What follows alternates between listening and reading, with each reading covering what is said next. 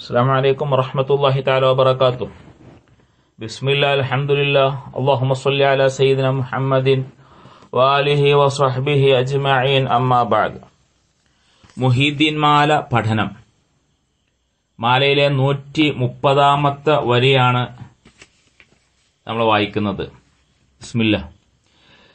കനിയില്ല കാലം കാനിയെ കൊടുത്തോവർ, കരിഞ്ഞ മാരത്തിമ്മൽ കായ നിറച്ചോവർ.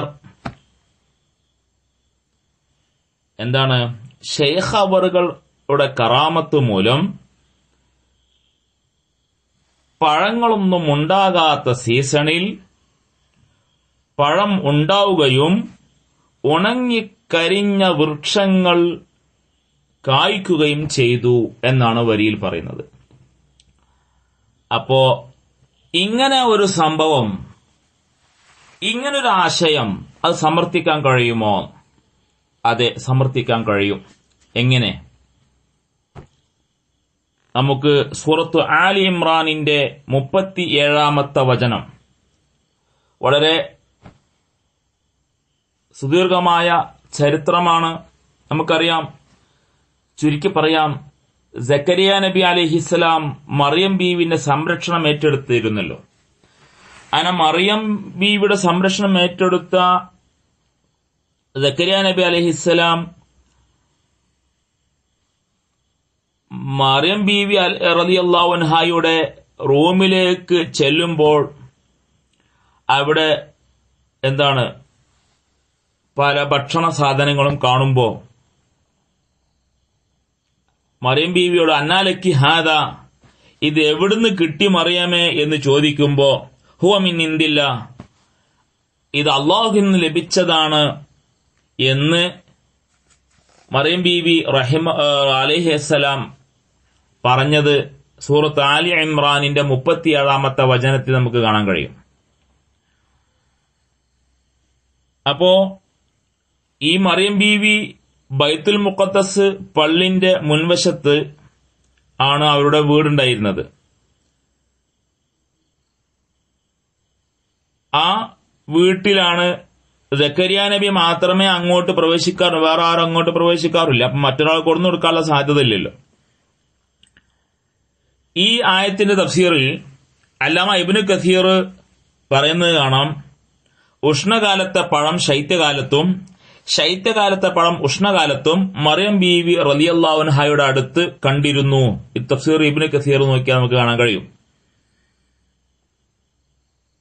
അത് പറഞ്ഞ ശേഷം ഉടനെ ഇബ്നു കസീർ അടുത്ത തഫ്സീറിൽ തന്നെ രേഖപ്പെടുത്തുകയാണ്, അള്ളാഹുവിന്റെ ഔലിയ ഇനി കറാമത്തുണ്ട് എന്നതിനും ഈ ആയത്തിൽ തെളിവുണ്ട് എന്ന്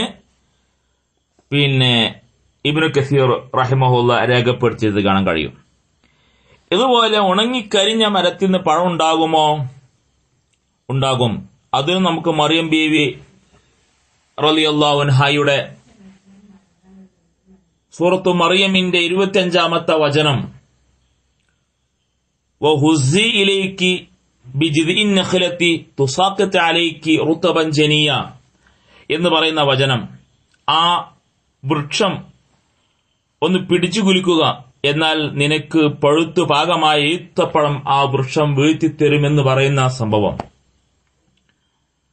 ഈ പിടിച്ചു കുലുക്കാൻ വേണ്ടി മറിയം ബീവിയോട് പറയപ്പെട്ട ഈ ഈത്തപ്പന മരം അത് ഉണങ്ങിയതായിരുന്നു എന്ന് തഫ്സീർ ജലാലൈനിയിലും അതുപോലെ തഫ്സീറുൽ കബീറിലും അടക്കം മറ്റു പല തഫ്സീർ ഗ്രന്ഥങ്ങളിലും അത് പറഞ്ഞത് കാണാൻ കഴിയും.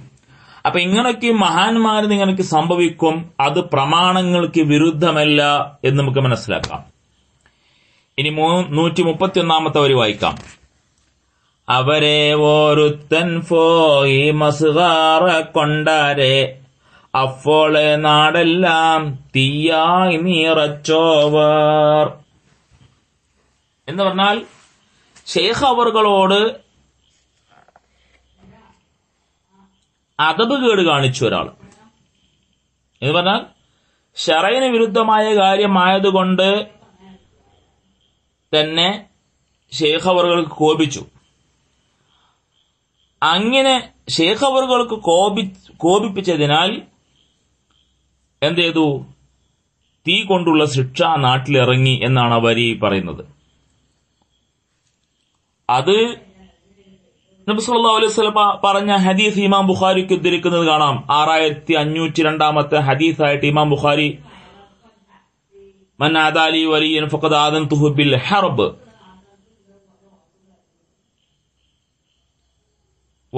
എന്റെ വലിയനോട് ശത്രുത പുലർത്തിയാൽ ഞാൻ അവനോട് യുദ്ധം പ്രഖ്യാപിച്ചിരിക്കുന്നു എന്ന ആ ഹദീസ്. അല്ലാഹു തആല യുദ്ധം ചെയ്യുമെന്ന് പറഞ്ഞാല് അവൻ ശിക്ഷിക്കുമെന്നാണ്. അപ്പോൾ അല്ലാഹു തആലയുടെ ശിക്ഷ ഉടനെയാകാം, അല്ലെങ്കിൽ താമസിച്ചിരിക്കാം. ശിക്ഷ ചിലപ്പോൾ തീ കൊണ്ടാകാം, അല്ലെങ്കിൽ മറ്റു വല്ലതും കൊണ്ടാകാം. എന്തായാലും ഔലിയായിനോട് എതിരിടൽ ശിക്ഷയ്ക്ക് കാരണമാണ് എന്ന് ചുരുക്കത്തിൽ മനസ്സിലാക്കാം. ഇനി 132, 33, 34, 135, 136 എന്നീ വരികൾ. 132 വരി, അവരെ കുറവാക്കി കണ്ടവർക്കെല്ലാവർക്കും അപ്പോളെ ഒരേ ബാലാലെ കൊടുത്തവർ. ഷേഖ് അവറുകളെ കുറവാക്കിയവർക്കെല്ലാം അപ്പോൾ തന്നെ എന്തെങ്കിലും ബുദ്ധിമുട്ടുകൾ വന്നിട്ടുണ്ട്. അവരെ വെറുപ്പിച്ച വസ്തുവിനഫളെ അവർ ഓരോ നോക്കാലീനാമർത്തോവർ. ഷേഖ് അവറുകൾ ഒരു നോട്ടം കൊണ്ട് തന്നെ മഹാനവറുകളെ വെറുപ്പിച്ചവ നശിച്ചിട്ടുണ്ട്. മഹാന്മാരുടെ നോട്ടം സാധാരണ നോട്ടമല്ല. അവരുടെ മാനസിക പൊരുത്തത്തോടുകൂടിയുള്ള നോട്ടം ഭാഗ്യവും വെറുപ്പോടുകൂടിയുള്ള നോട്ടവും ഭാഗ്യക്കേടുമാണ്. അല്ലാഹു തആലയുടെ ഔലിയായിനെ വെറുപ്പിച്ചാൽ അല്ലാഹുവിന് കോപമുള്ള കാര്യമാണ്. അവരോടാണ് അല്ലാഹു തആല യുദ്ധ പ്രഖ്യാപനം നടത്തിയിട്ടുള്ളത്. അത് നാം 131 വരി വിശദീകരിച്ചപ്പോൾ നാം പറഞ്ഞു കഴിഞ്ഞു. മഹാന്മാരുടെ നോട്ടം സാധാരണമല്ല എന്ന് മനസ്സിലാക്കാൻ മുഹിദ്ദീൻ മാലയിൽ തന്നെ 73 വരി, അവരൊന്ന് നന്നായി ഓരോ നോക്കുകിൽ അതിനാൽ വലിയ നിലനെ കൊടുത്തോവർ എന്ന വരിയുടെ വിവരണത്തിലും നാം അത് വിശദീകരിച്ചിട്ടുണ്ട്. 134 വരി, അവരെ ദുആയും ബറക്കത്തും കൊണ്ടോവർ ആഖിറവും ദുനിയാവും നിറഞ്ഞോവർ. ഷെയ്ഖ് അവരുടെ ദുആവും ബർക്കത്തും കിട്ടിയവർ ദുനിയാവിലും ആഖിറത്തിലും ഗുണം ലഭിക്കുന്നവരാണ്. 135, അവരുടെ മൊഴിയിൽ ഫുതുമ ഫലതുണ്ട് ഇത്തിരാ തന്നെന്ന് ഓർത്തിട്ട് കൊള്ളോതോർ. ഷെയ്ഖ് അവരുടെ വാക്കുകളിൽ നമുക്ക് പുതുമയായി തോന്നുന്ന പലതും ഉണ്ട്. അത് ഈ മാലയിൽ പറഞ്ഞത് മാത്രമേ ഉള്ളൂ എന്ന് കരുതരുത്. ഇത് മാത്രമേ ഉള്ളൂ അവരുടെ വാക്കുകള് എന്ന് മനസ്സിലാക്കരുത്. അല്പം ഇതിൽ പറഞ്ഞു എന്ന് മാത്രം. തലയെല്ലാം കോത്തഞ്ഞാൻ തൊത്തുള്ള ഫൊൻഫോലെ തടിയെല്ലാം ഫൊൻഫോലെ ഫിരിത്തൻ അറിവീരെ.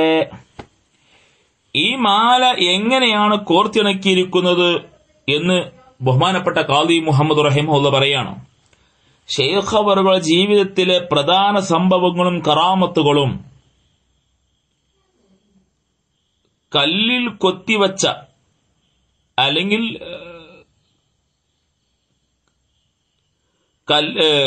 പിന്നെ കല്ല് വെച്ച് കോർത്തിണക്കപ്പെട്ട പൊന്മാലയുടെ മൊട്ട് പോലെ, അതുപോലെ ബാക്കിയുള്ളവ പൊന്മാലയുടെ തടി പിരിഞ്ഞ് നിർമ്മിക്കപ്പെട്ടതുപോലെയും ആണ് ഞാൻ ഈ മാലയെ കോർത്തിണക്കിയിട്ടുള്ളത്. തലയെല്ലാം എന്ന് പറഞ്ഞാൽ ഷെയ്ഖ് അവറുടെ ജീവിതത്തിലെ പ്രധാന സംഭവങ്ങൾ എന്ന അർത്ഥം നൽകാം. തൊത്ത് എന്നതിന്റെ അർത്ഥം മൊട്ട് എന്നാണ്. പൂവിന്റെ മൊട്ട് കൊണ്ട് പൂമാല ഉണ്ടാക്കാറുണ്ട്. അതുപോലെ സ്വർണ്ണമൊട്ടുകളും വിലപിടിപ്പുള്ള രത്നങ്ങളും സ്വർണ്ണ ചെയിനുകളിൽ കോർത്തിണക്കി മാല നിർമ്മിക്കാറുണ്ട്.